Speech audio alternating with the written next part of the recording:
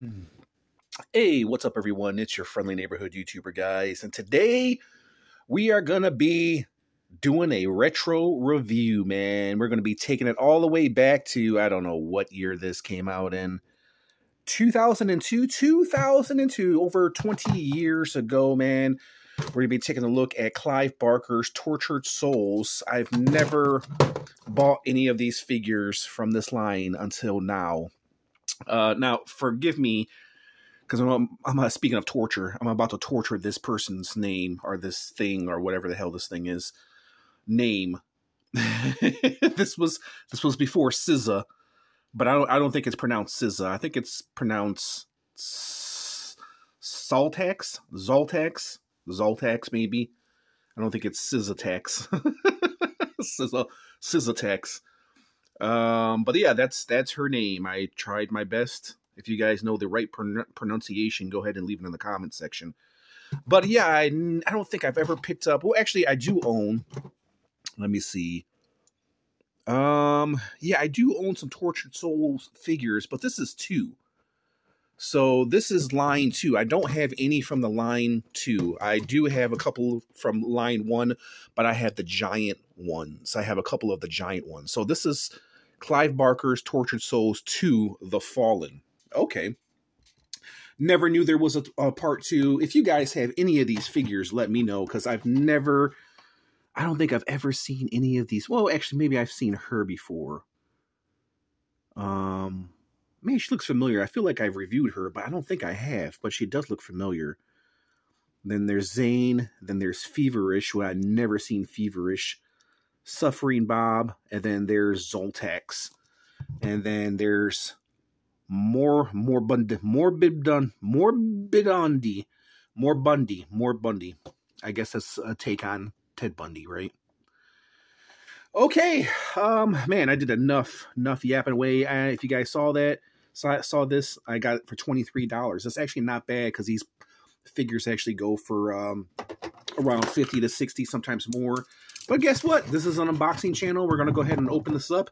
I've yapped on way too long. Let's go ahead and cut this out of the package, because that's what we do here. That's what we freaking do.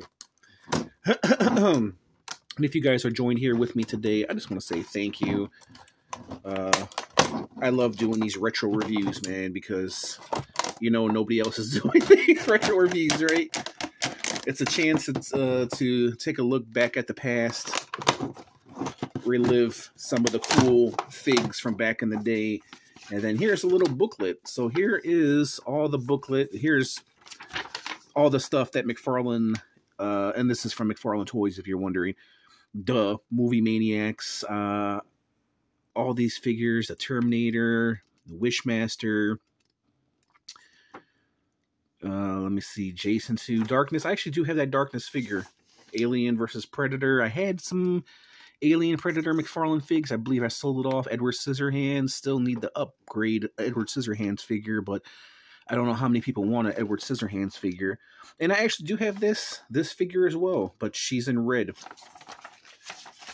And that's it as far as what the booklet is concerned. Let's go ahead and take out the figure, and holy crap.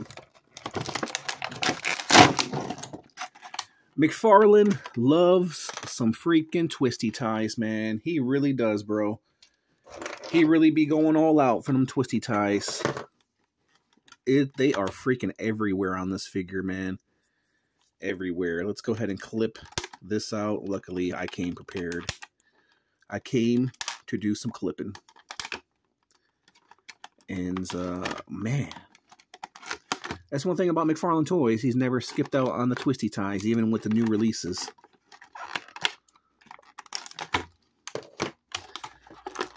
Alright, let's go ahead and pop her out. I got a feeling that she's going to break off some pieces here. Oh, look at that. She came out nice and good. Alright, let's put that off to the side. And she's a small chick, too. So there's, like, really nothing to her. Let's bring my camera down just a little bit. And there we go, man. Look how cool and creepy this chick is. Man, just there's so much detail in this figure.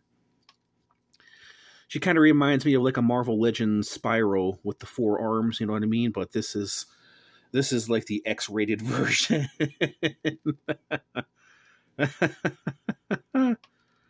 Holy crap, there is so much stuff going on here, man. Look at that. Look at the red tubing, the back right here. Look at, oh my god, look at that. They actually showing her butt. I wonder if I'm going to get censored for that. It's showing her butt, and it's, look, there's blood. It's her skin over the mechanical parts. And look at that, the tubes going into her nipples. Wow, bro. Wow. Hopefully I don't get flagged. That's as if I care anyways. My channel is not monetized. They unmonetized my channel, so I don't care. I don't care at this point. So, let's see. The legs, because of the mechanical parts, the way it's designed, they don't go forward. Knee bend. Look at this, bro. Look at all the detail in this, man. That is amazing, bro. Absolutely amazing. Wow. Wow. Wow. Really, really cool. Let's put her onto the skeleton right there. Really, really cool. Okay, so let's do some quick comparisons, guys. And then we'll take a closer look just for, like, I don't know, size-wise comparison. There she is with Wolverine, who's like a 6.5-inch figure. And man, we've come a long way with action figures, right? She is with Executioner. In the perfect world, they would make a perfect couple, but unfortunately, this is not a perfect world. Let me move this out the way. One of the last figures I reviewed of the Cobra Viper. Look at this, man. As good as this figure is, look at this, bro. This is over 20 years ago. Sabretooth. Sabretooth. One of the best figures of the year, in my opinion. And we'll do a quick measurement in a moment. Midnighter. Midnighter. Right there. And then Dr. Fate. That's the size comparison. Let me do a quick size. That's why I brought the skull out right here. So I can do a quick comparison right here. Size comparison. So if you're wondering, she measures about 6.5 inches. Just, yeah, about 6.5 inches.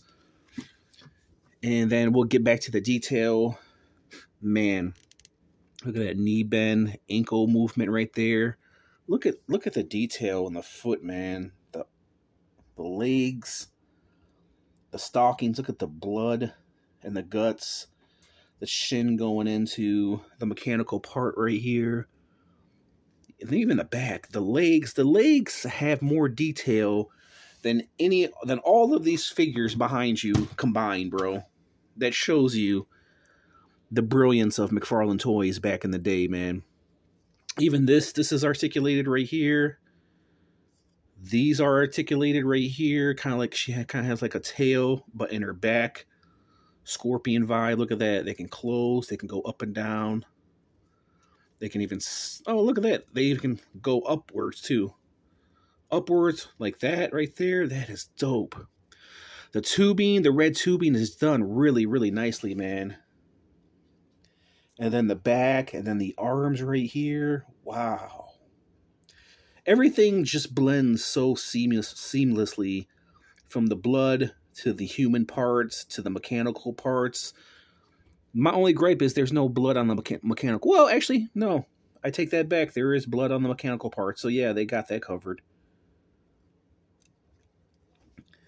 And then this is not articulated, but this is articulated right here. These fingers, little fingers right here, little mechanical fingers are articulated as well. Wow, bro. This is a masterpiece, man. They did an amazing job. The front, look at that. I like how... What the hell? Is that what I think it is? That's what I think it is. I think I'm going to get banned. I'm not even going to say it. You guys know. Look at that. Even, wow, bro. The mechanical part right there. And I'm not going to spend a lot of time on that, but you guys get the gist of it. Gist of it. Oh, my God. I'm going to hell. Man, this is like a form of erotica right here, man. horror erotica. Arms, they move up and down like that. Elbow bend. Even these little fingers too as well are articulated. These are articulated right there. Let's check out the head movement. Look at the head. It's like on a swivel. And look, and yeah, the head can go up and down, but it's kind of like on a swivel. It can't really rotate. Can it rotate? Yeah, it can rotate. It can rotate. Wow. I've never seen anything quite like this, guys. This is horror erotica right here, man. Before, man, Mcfarlane was so ahead of his time back in the day. They just don't make stuff like this anymore, man. Like, the creepy gruesomeness of this figure is just immaculate. No accessories, but I don't think there's any accessories needed for this, man. There's just so much going on. I mean, you can continue to look at this figure and just see something new every single time. Are these articulated? No, it's kind of like, I don't know what these are. It kind of looks like horns coming out of the side of her head. Even like this, like the whole like bondage theme as well is right there. And look, her head, that's so amazing, bro. Her head is not attached to her neck, but it's attached to the side, and the sides are attached to her neck. Her head is essentially kind of levitating from her body by these clamps right here.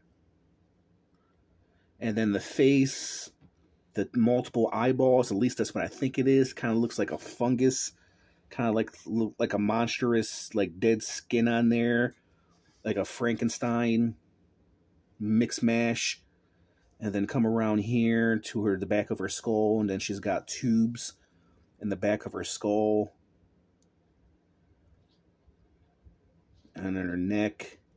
And the color choices too. I love the bruising right here. The bruising mixed with the blood and the mechanical parts. And I like how they put this in the back right here. They easily could have probably put this in her butt, like as a tail or something, but if you did that, then you would have gotten rid of the butt. So I kind of like that choice where they put this on the back right here. Oh yeah, oh wait, yeah, the legs do go up and down. Okay, but they're kind of hindered by the design. And I guess you can have her walk like a bug too, like she's like a mechanical like insect bug, or you can have her stand up like that or like this. Let me see. Now the head doesn't really go back. Man, this is just a great, interesting piece, man. I've never seen anything quite like this, and I'm always blown away by Mcfarlane toys, bro. Just an overall great looking piece, man. It is definitely unique and one of a kind, and yeah, I can understand why it goes for $50, $60, $80 on the market. It's just, you don't find stuff like this anymore. And this figure is, I don't want to say is rare or hard to find. I'm sure you can find it, but at the same time, it's not like this right here, where a G.I. Joe, there's millions of these figures and you have no problem finding it, whereas opposed to this is, you know, I don't think they've made too many of these figures, you know, as opposed to like a Marvel Legends or Hasbro or DC figure, you know what I mean? Overall, great looking piece, man. Great looking piece. I love the foot too. I didn't even notice the foot right here.